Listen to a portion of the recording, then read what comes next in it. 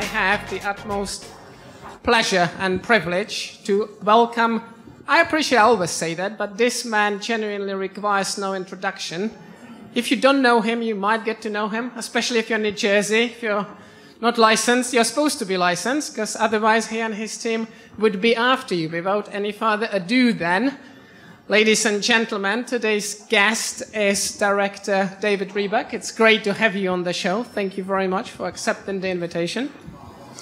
Well, it's great to be here, and it's good to know that I'm number 51 on the list of interviewees. So, again, I'm happy to be here, and we have a lot to talk about, and really excited to educate people in the room about what we do in New Jersey, how we do it, and why we believe that it's going to be truly beneficial to the rest of the country in the gaming area, and with any luck, maybe it'll be beneficial to foreign countries who also are in this business of gaming. You've always been number one on the list. We just have to make our way through your comms team for the record. But I shall digress. Here's my cheat sheet with questions for David, and there will be a time for Q&A throughout, and then most definitely towards the end, so please don't be shy. You've earned a BA degree from the Gettysburg College in '74, a master's degree from the University of Vermont in '78, and then on top of that, a law degree from the Widener University in '86. For 23 years, you have served as a Deputy Attorney General in the Great Garden State of New Jersey, specializing in policy guidance and regulatory reform. So that is, ladies and gentlemen, the background. Of course, those were the pre-internet gaming and sports betting times for obvious reasons. So to start it up, would you have ever thought throughout those 23 years that one day, and today is the day, and not only today, you would be a top billing at a responsible gambling event? No. Thanks for the honest answer. It's when by reading that record, you can all appreciate that I am old, and I've been around a long period of time, and when I first was a Deputy Attorney General, I didn't even know what the Division of Gaming Enforcement was. It was back in the mid-'80s, 1988, when I was brought on as a Deputy Attorney General in the state of New Jersey to work on Attorney General Kerry Edwards' staff. And as time went on,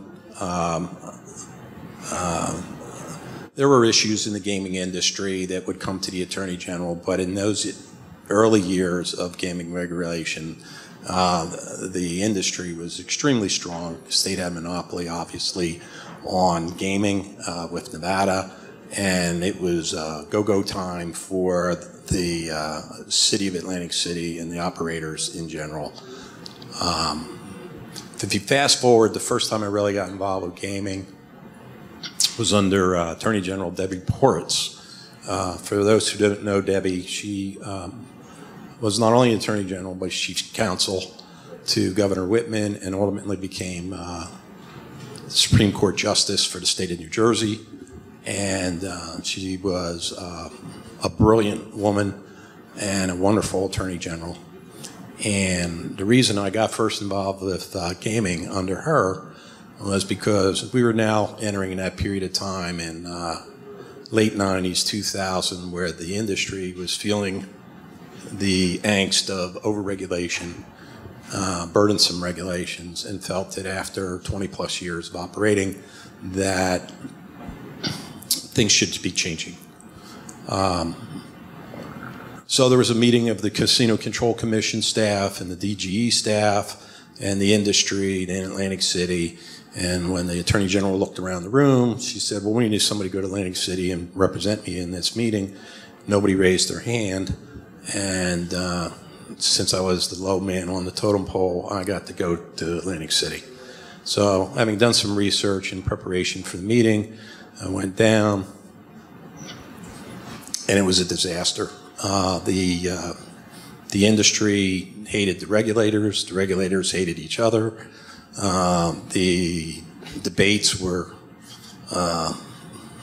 overwhelmingly oppressive. Nothing was accomplished, and I remember going back to the Attorney General and I said, these people are crazy. They can't get along on anything. And at the end of the day, it's going to have to take legislation to move this change along because nobody wants to cooperate or communicate with each other to do things any differently than already be done. And I saw something from Debbie then thereafter where one of the primary leaders of the Senate at that time put in a bill, made really extensive changes that she would not accept. And in that meeting with that senator, she made it very clear to him in a very forceful way that if you're going to push for all these changes, I'm going to oppose it, and I'm going to use one word to oppose it: integrity. And if I'm telling the state population we can't assure integrity of this industry, you're going to have to live with that. Well, the changes were made to what the Attorney General wanted, and that was the first round of changes that we had. So fast forward, that was my first experience with gaming, and the valuable lessons from another Attorney General I recognized when I then was ultimately appointed by Governor Christie in 2010. Indeed, so we're going to fast forward to February 2010 when you were assigned to Governor Christie's office as a senior policy advisor, and you effectively led the state of New Jersey on its path to legalizing, well, internet gaming first and then sports betting, and arguably it was done at a world record pace because it took you and your staff only 9 months, for the record 9 months. Other regulators may want to draw some inspiration if they will to implement that law. So my first question in that regard, if I may, now the grand old party governors, such as Governor Christie, they're not necessarily that well known for their love of internet gaming. So would you mind walking us through the New Jersey regulatory dynamics from that particular perspective? Sure. Well, if you don't know, the Assistant Attorney General appointment to head gaming is made by the governor of the state, and then Governor Christie appointed me, and I've served under another governor, Phil Murphy. And I would say this about both governors, and what you have to understand, these governors have different personalities, but one thing they have in common: they are tremendous leaders. They're open-minded to suggestions, and they always want to do what's best interest of the state of New Jersey, the people who live in the state of Jersey, to improve the quality of life of the people in the state of New Jersey. And they listen. They listen. They ask heavy-duty questions, and ultimately they'll make a decision. And as a middle manager that I am, or others, you have to implement that. And it's a wonderful thing when you have leaders like that who not only expect you to implement and deliver on the promises they've made, but they give you a commitment to support you in everything you do in order to make that happen. So from that perspective, the state of New Jersey has been well covered by two excellent governors over the last almost 12 years. But that being said, the question about why was New Jersey so ready to embrace the risk of internet gaming and take on the federal government in sports wagering? And I think you have to go back in time. But the state of New Jersey, again, if you remember, I said that initially casino gambling in the state of New Jersey was a boom and was so successful, but there was no competition. And with the success of casino gambling in the United States, in Nevada as well as New Jersey, other states started copying it. And all of a sudden, you had this massive explosion of casino gambling, legalized gambling in the United States. That being said, now you have a lot of competition, a lot of saturation, a lot of choices for consumers, and the industry was struggling in New Jersey to compete. And there were three things that were causing our problems. One, remember I said Debbie Ports dealt with one issue. We never solved overregulation. We never solved it at that point in time. There were small changes being made. The industry had a very strong argument that it was being restricted in innovation and expansion and doing things they needed to do in order to compete against neighboring states. Those changes had to be made. That regulatory reform is a commitment from Governor Christie, and that was a mandate in the legislation that was passed under his leadership. Second, there was a great understanding that you have to be different. You need to diversify your offerings. There was all these debate. It's the entertainment industry. You have gambling, you have entertainment, you have restaurants, you have other things going on. But gambling itself is still the primary driver in New Jersey. And the diversity of gambling would come about through new product. New product being online, controlled by the casino industry, having the license to do it, having a monopoly on that, as well as sports wagering. And then the last thing is there had to be a commitment from the industry to invest in their property, invest in their employees, and to live up to their benefit of the bargain with the state while the state went and did the things that they have to do. And so that was always the approach that was taken. And yes, there was a great risk that was taken because if anything, know about the public policy, and you heard that today earlier, there's a real fear of internet gaming by people who just don't know how it's to be regulated. There's a fear of change. There's a fear of failure. There's a fear of fraud. And there's a fear of vulnerable populations or underage people not being able to handle that type of opportunity if it's offered on a commercial basis. Today, still, there's a lot of people who don't want internet gaming and don't want internet sports wagering. We have 7 states right now that have internet casino gambling. I think I would call more, but we'll talk about that later because it's hidden by state lotteries doing it already. But there's 7 states that have internet casino gaming, and there's probably about 20 states or 21 states now that have internet sports wagering. So it's still very much in its infancy stages. And the challenges that I have highlighted about those who are uneducated, those who don't want to take a risk, which has nothing to do about the education. They don't want to do the research, don't want to put the hard work in to regulate it and oversee it and monitor it in a very, very extensive way, are not going to want to take the risk. And New Jersey had to take the risk because if you go back to what I said, the risk was that our sustainable gaming industry in Atlantic City was going to collapse. And if it collapsed, the economic development, the jobs, the opportunities that were supporting South Jersey would be very detrimental. And it happened a little bit as this growth went on with the internet and sports because we closed 4 casinos. We closed 4 of the 11 casinos there.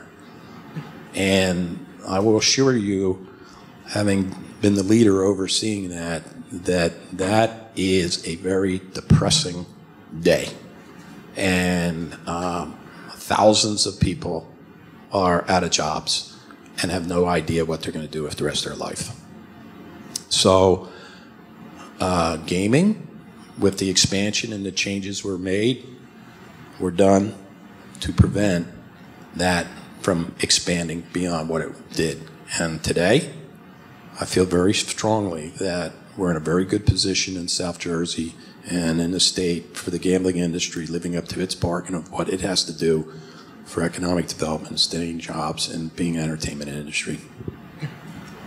Oh, yes, indeed, and we will come on to talking about the market at large and the discrepancy between 7 states with online casino and 21, if not a few more, with sports betting. But in the meantime, let's talk about PASPA, because besides everything you've done, we've already talked about, you also happen to have been at the heart of one of the, if not the biggest battle the industry has fought in this country, i.e. to repeal PASPA that prevented legalization of sports betting from the nation. So it would have appeared that, once again, at the beginning of the process, sports betting proponents, most of them Jersey boys, really, would have stood next to no chance to accomplish that by no means mean feat. And yet, together with a bunch of those legendary Jersey boys by now, BP3 may have left the room. It is BP3. You have triumphed. So what did it feel like on the fateful day of the 14th of May 2018? Would you mind walking us through your feelings? Because it was all happening and then you set yourself a very, very tight timeline to get it all done in your state. Well, again, there's could be a whole book written on what happened in that 7-year period of time with so many Jersey boys, as you said, being an integral part in working together with the common goal of overturning PASPA. An extremely powerful group of leagues, teams. We were fighting billionaires and the federal government and the NCAA, which is mom and apple pie, to overturn PASPA, which again was, as you all know, was the primary sponsor of that bill was Senator Bill Bradley from the state of New Jersey.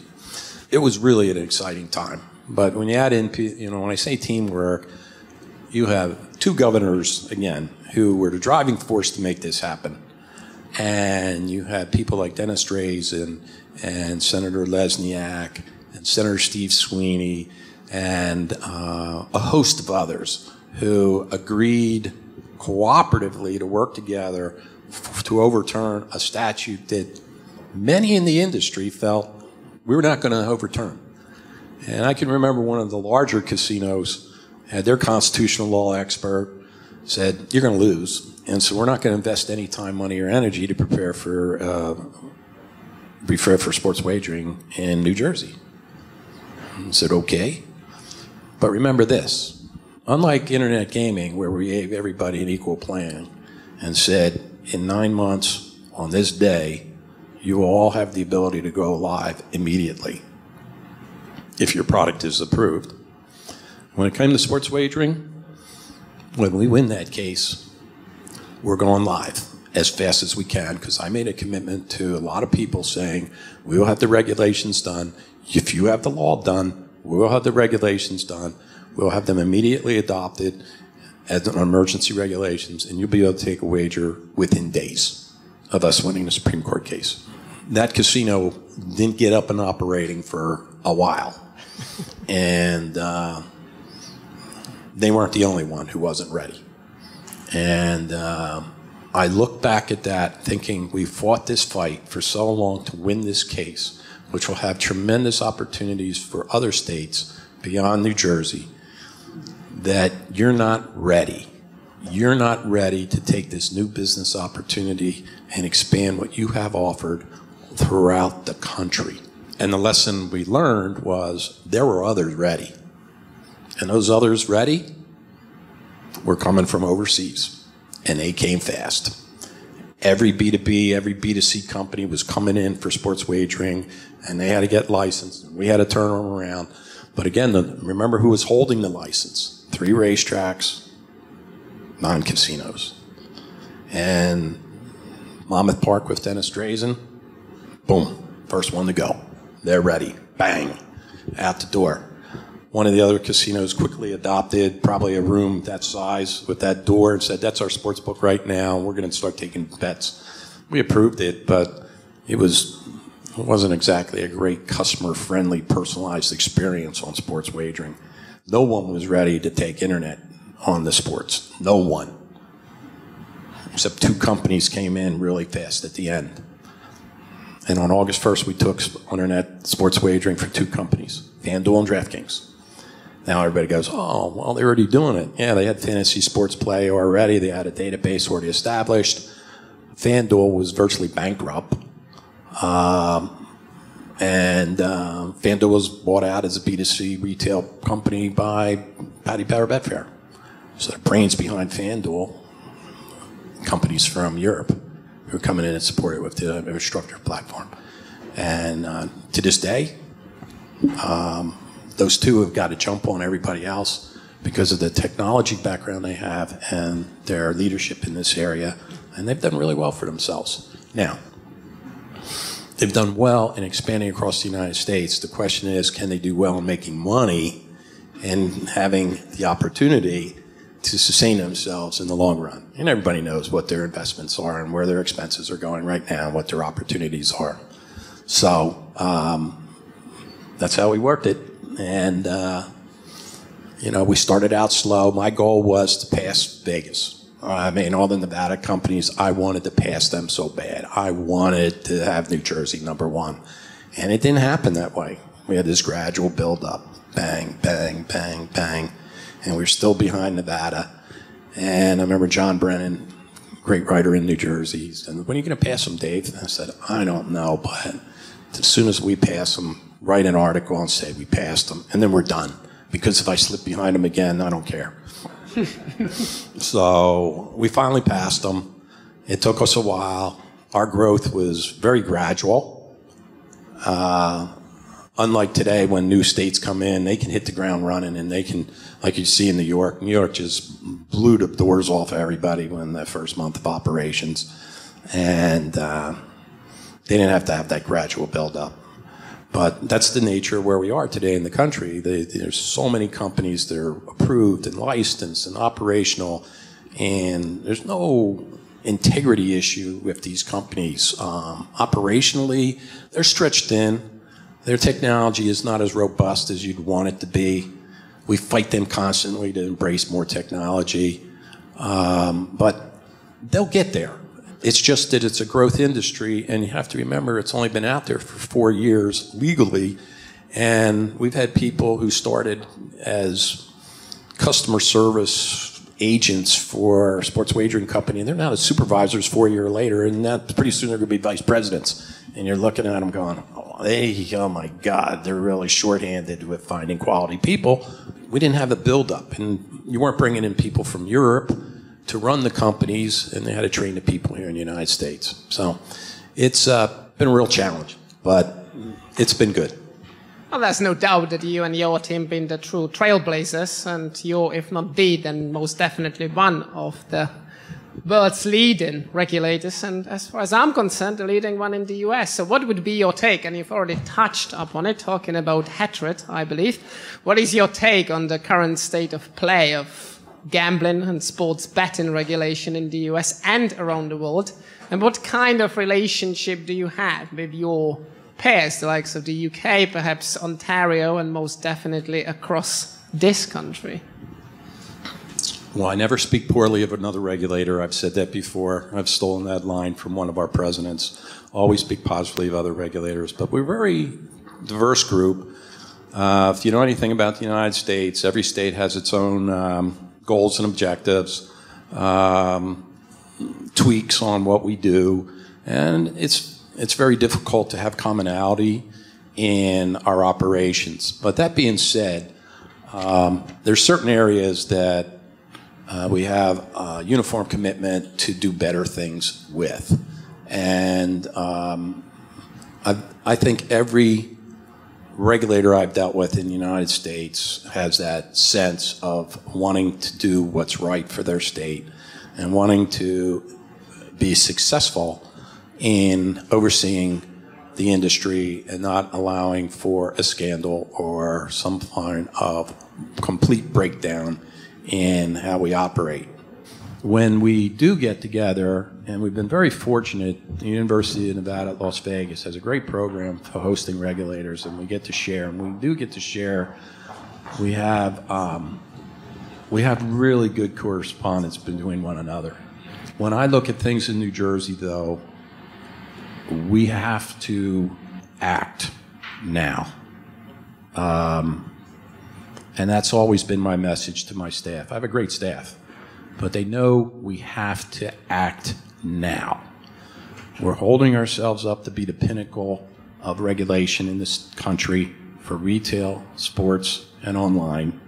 And if you put yourself on the pinnacle, you better do everything in your possibility to stay there. And so a lot of what we've done recently has been taking what we learned from developing internet gaming in 2013.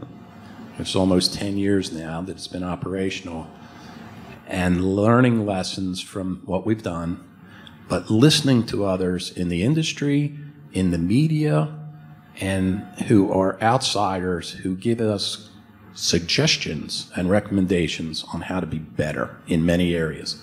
And I'm talking about people I've worked with like Chris Grove, Steve Ruddick, James Kilsby. They're on the media side or industry side. And they're not operators, but they have opinions and suggestions. And we listen to them, and we research them, and then we go even further. And you got guys like Bill Pascrell. He's always in our ear as a lobbyist, right? But he has some good ideas every now and then, okay?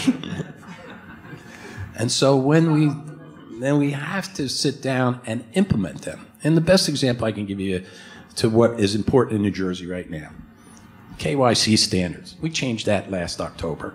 We tightened that up so much that the industry just wasn't following our directions. And they came up with terms like fuzzy math and all this kind of BS. And we're like, no, KYC is an exact match. And we already went to FinCEN and got the ability for FinCEN to let you use the 4 last digits Social Security number so that when FinCEN audits you and you only collect that, you're good. But you have to have that backed up with the full 9. So enough of this fuzzy math stuff. It's an exact match. And if there's not an exact match, the person's not going to be able to get online. And you're going to have to deal with them through other mechanisms to determine what their true identity is. And if so be it, they're not on.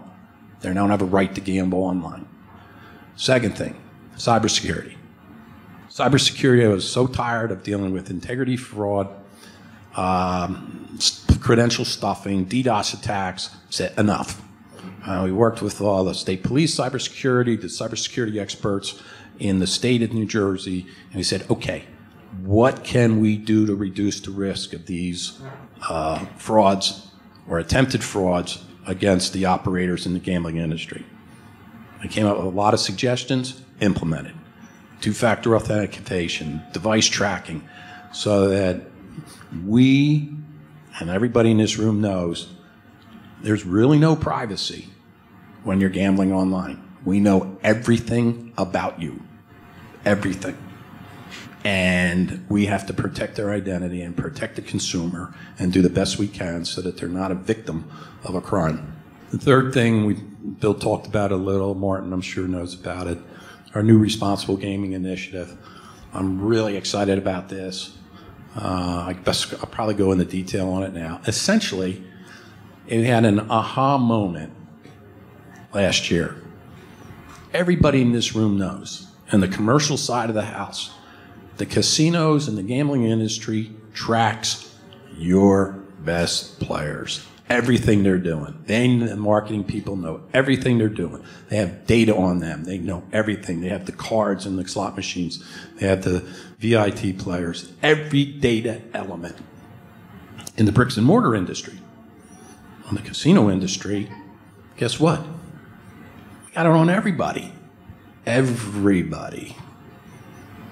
And the aha moment was hearing from some companies in Europe who said, you know, we want to do more in responsible gambling than we've done before. And what we want to do is use the data on everybody, build algorithms, monitor their behavior, and intervene through all steps of the process. You can start at a stage 1, an educational, a counseling. You can have just build up based on the behaviors. So we went to the industry, met with them for over 6 months, said, it's coming. You, platforms, all of you, can have a responsible gaming New Jersey system. And that is you're tracking everybody's play. We want to know your algorithms. We want to know when you're going to intervene, how you're going to intervene, and how you're going to watch for risky behavior. They do it now. They do it now. But who does it now? The marketing staff. I don't really trust them. I never have trusted them a lot.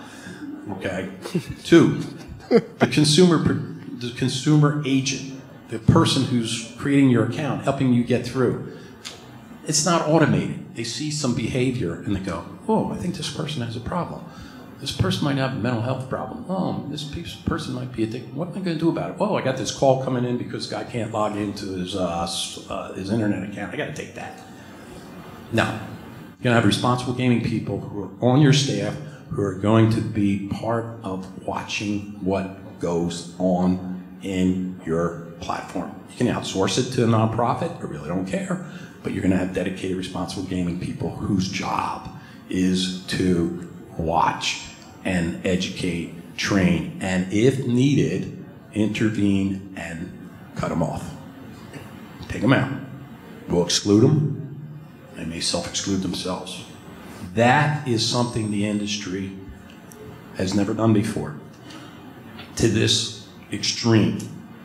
And we set a deadline of implementing it in 6 months. I haven't missed a deadline yet, but this one I'm a little concerned I might miss because it is very novel. Now, I will tell you this, I have no doubt that certain platforms will deliver in that time frame. None. But will they all? Because we have over 30 platforms. And if if they can't, what am I going to do as a regulator? I don't know. Don't ask me. I really don't know yet.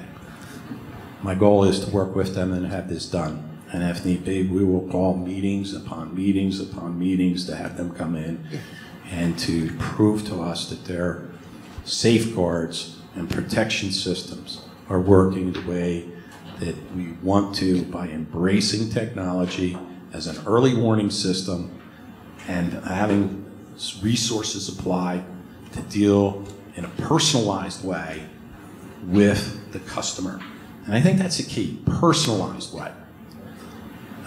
I get upset at the industry occasionally because they say, your marketing staff is always trying to have products that they believe the consumer will like and utilize, or programs the consumer will like and utilize. I'm like, you need to understand what the consumer wants and what the consumer enjoys and how the consumer believes that they're being protected and you are working in their best interest. So the better companies be that. And that's why I have a running joke with my staff, and they know that I get very upset at times with marketing people. And part of that is that my fourth initiative, which is we're reviewing now, just starting, we've told the industry this, is that we want a better sense of what's going on with advertising, content, volume, targeting, and we also want a better sense of the promotions to make sure that they're not deceptive. Many in the room know that when we first did internet gaming, every promotion that was issued by anybody in online gaming was reviewed and approved by us. Hundreds. We'd have thousands come in, and my staff hated me. Hated me. Why are we doing this? We shouldn't do this. They know how to do this now.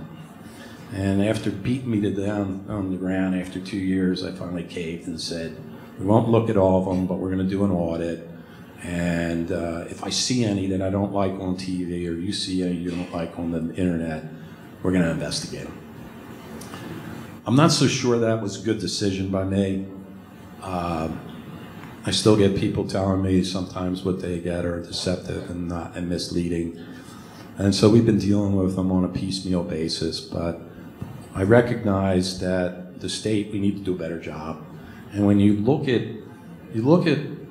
what other what other jurisdictions are starting to do, I give compliments to the Commonwealth of Massachusetts. Even though they don't even have an internet gaming sports wagering, they have a really good review system and some really great white papers on this area.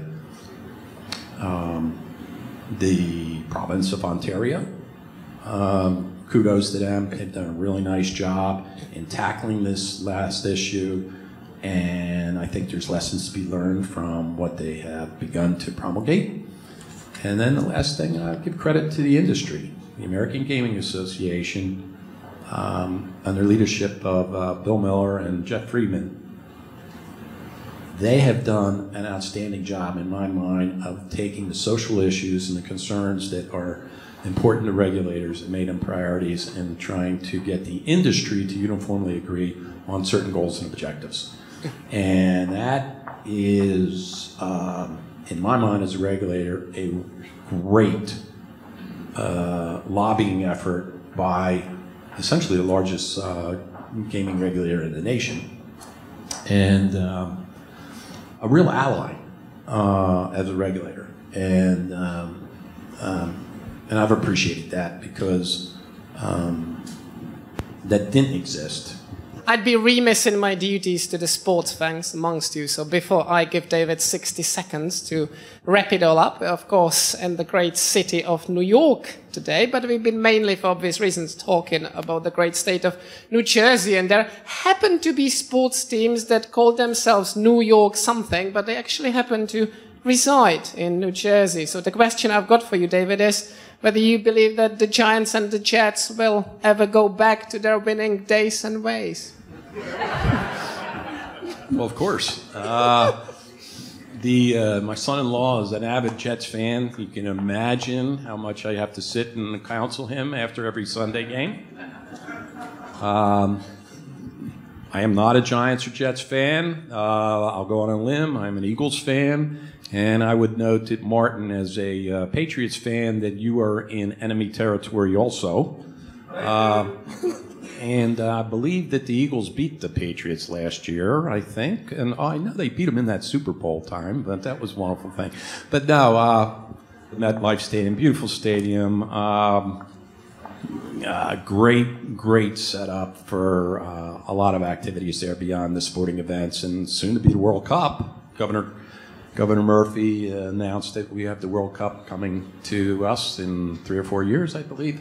So it's a great facility, and as much as we fought them in PASPA, I think everybody in the room recognizes now that the National Football League, Major League Baseball, the NBA, National Hockey League have all benefited extremely well from sports wagering and have embraced it to a degree that is even surprising to me today. And we just learned what? Arizona is having their baseball stadium, has a sports book in it now. And I think I read yesterday that the Cincinnati Reds, they're having a sports book in their stadium, I guess when they open up sports wagering next year. So look where we've come in 4 years. It's right in your backyard. Well, as you can imagine, I'm still traumatized as a result of those 3 games, 2 Super Bowls against the Giants. I shall be asking Amani Tuma about it later. Good on you, Bill. Yes, pump your fist. You haven't won anything for years and years. And then, of course, the Eagles game. Now to shine even more, David. 60 seconds. Doesn't need to be 60 seconds. For you to convey your key messages to the audience. What is it you would like to tell this crowd today? And ultimately, this episode of the Safe Bet Show will, of course, be available through all the usual channels. So it's all yours to wrap it up. Come to New Jersey. We'll get you through the system. And if we approve you in New Jersey, you will have no problem finding a location anywhere in the United States. And I would say this, too, that the days of being adversaries, I mean, I don't see us as adversaries anymore. You all know that as a regulator, we have total control over your license. We have total control over your lifestyle. We have total control over your ability to be successful. That's a heavy-handed approach. I don't choose to be heavy-handed because I recognize that in most of the problems that we see in the industry are not intentional to circumvent what we require, but are based on human error, negligence, and many times a lack of internal controls and safeguards to protect the industry. And our message has always been, when we come after you for making mistakes, is to take corrective action. I want to see systematic changes incorporated by your compliance department or by your internal controls department or your audit department. And if you have those systems in place, the risks that you're going to encounter in dealing with violations on the regulatory side are going to be de minimis. And if we ever have to have a battle, fine, we'll have a battle. But I believe that there's a lot of more room before you reach that step in compromise and our differences of opinions and our communication with one another to find the proper way to protect your consumers, your employees, and for you to make the investment into our community that we require of you to make your commitment to follow up on your promises of having economic development in our state. We shall look forward to those battles. Ladies and gentlemen, please give it up to the greatest and the goodest amongst us, Director David Rebuck and Martin Lycka. This was my Safe Bet Show. Thank you very much.